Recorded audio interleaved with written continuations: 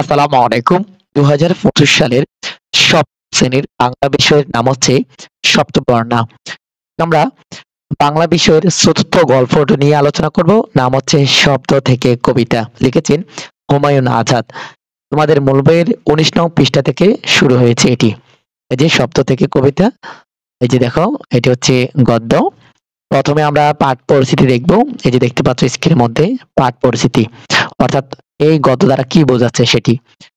তার আগে দেখো পাঠের উদ্দেশ্য দেখো, তোমাদের সৃষ্টি শীল হতে অনুপ্রাণিত করা। অর্থাৎ তোমরা বলতে শিক্ষার্থীদেরকে বোঝাচ্ছে, শিক্ষার্থীদের সৃষ্টিশীল হতে অনুপ্রাণিত করা। এটি ছিল এই পাঠের উদ্দেশ্য। এরপরে দেখো এখানে সাহিত্যের নানা রূপের মধ্যে একটি হচ্ছে কবিতা। রচনাটিতে কবিতার শিল্পরূপ ও তার বৈশিষ্ট্য অপরূপ ভাষায় বর্ণিত হয়েছে। কাকে বলা যায় কবিতা? লেখকের মতে যা পড়লে মনের ভিতর স্বপ্ন জেগে ওঠে, ছবি ভেসে ওঠে, তাই কবিতা।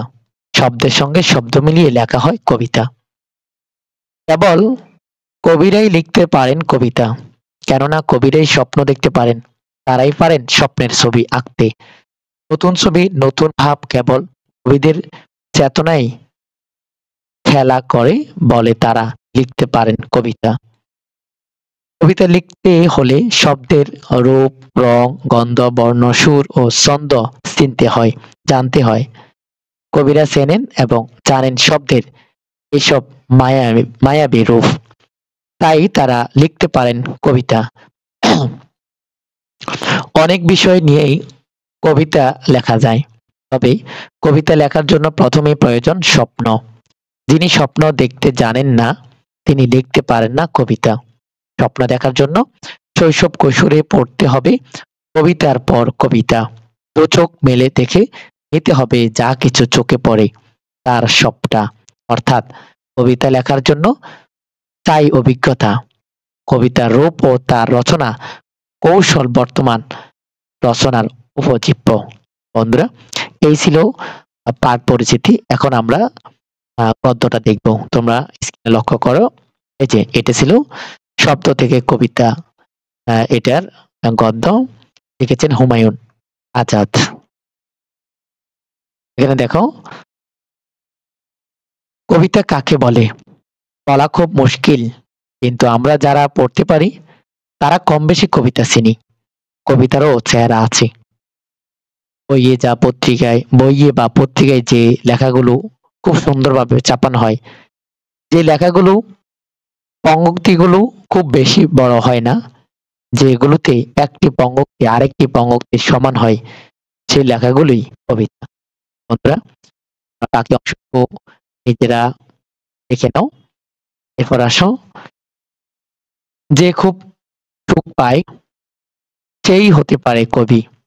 কবিরা গোলাপের মতো সুন্দর সুন্দর কথা বলে, চাঁদের মতো স্বপ্ন দেখেন। তুমিও গোলাপের মতো সুন্দর কথা বলতে চাও, তাদের মতো স্বপ্ন দেখতে চাও? তোমরা যদি শব্দের জন্য আদর ভালোবাসা না থাকে, তাহলে পারবে না তুমি গোলাপের মতো লাল গন্ধভরা কথা বলতে, চাঁদের মতো জ্যোৎস্না ভরা স্বপ্ন দেখতে। এই যে তোমরা এতটুকু শেষ পর্যন্ত দেখে নাও। এই যে এই ফেরাটা।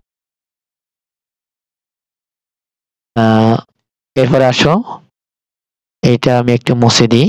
এই যে এরপরে দেখো,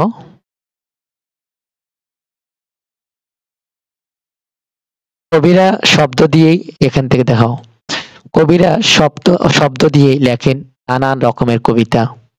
কখনো তারা খুব হাসির কথা বলেন, কখনো বলেন কান্নার কথা, কখনো তারা বলেন স্বপ্নের কথা, কখনো তারা তার পাশে যা দেখেন তার কথা বলেন। এই যে তোমরা এতটুকু দেখে নাও। এটা এরপরে দেখো,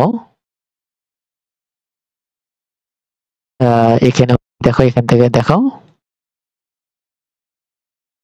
যে কোনো বিষয় নিয়েই তুমি লিখতে পারো কবিতা। বাড়ির পাশের গলিটা, দূরের ধান ক্ষেতটা, এটা মুছে দিয়ে তোমাদের সুবিধার্থে দেখা পারি। পোষা বেড়ালটা বা পুতুলটাকে নিয়ে কবিতা লেখা যায়। যদি মনে স্বপ্ন থাকে, রাস্তার দোকানিকে নিয়ে কবিতা লেখা যায়। এই যে এটা শেষ করো তোমরা। এরপরে হচ্ছে এই যে এখানে দেখো পরে